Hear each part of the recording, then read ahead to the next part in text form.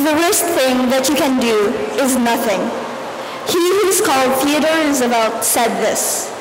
Every now and then, I get the desire to look around me and actually pay attention to what is going on. 5 senses opened, I try to see small problems, immediate problems, and think of what I could contribute to get one step closer to solving them. Understandably, I try not to have these moments often, since it would only lead me to frustration. To see something one wants to change but cannot do so immediately is torture. Under the premise of idealism, one must always believe that one is capable of causing change, even in some low way. Reality, however, oversteps that premise and glaringly shows the truth. True, a single soul can move the masses to great distances, but the masses must first be willing to be moved an inch. Each person cannot be forced to accept change in their lives. People are not made that way. In trying to bring about change, one must first show the importance of that change. Will it directly benefit the one being changed? Apathy is to be expected if the answer is no. Neither you nor I would alter our habits, our way of life, without due cause. Therefore, to get people to accept a new ruling, a new method, a new system, they should care. In there lies the problem. Solely saying one should care for the environment for the sake of our children does not work.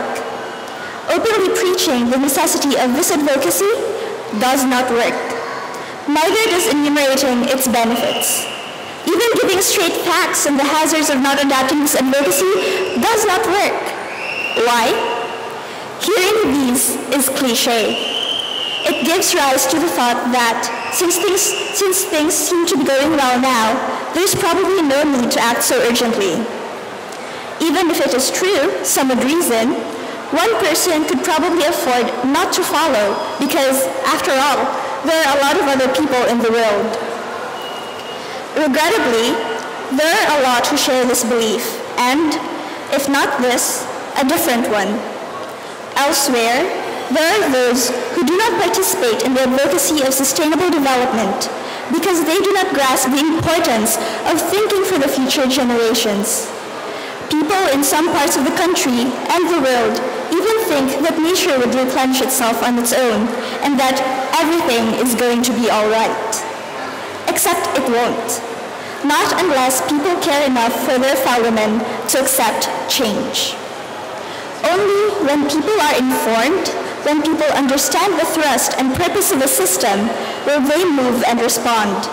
Presently, it seems a daunting task to urge the people to listen and to at least consider the facts, but it could be done.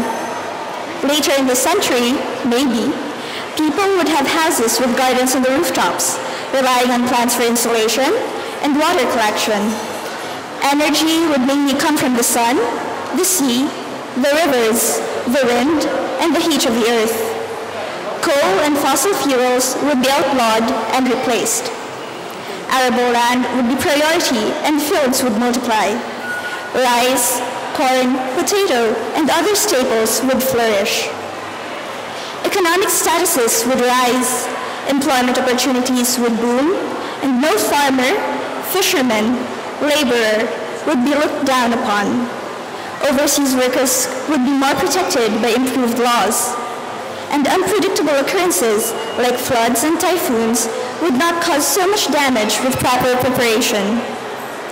Governments would fully adapt the ways of sustainable economy, and hunger would be lessened with proper budget allocation.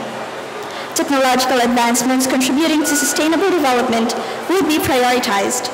Ocean life would be preserved and protected, used only within the means of nature's replenishment. Cities would not be built at the expense of the rice fields, and hills and mountains would not be sheared unnecessarily. Above all, people would think not only of themselves, of their family, of their country, but also of other countries, other families, other people in the present and the future.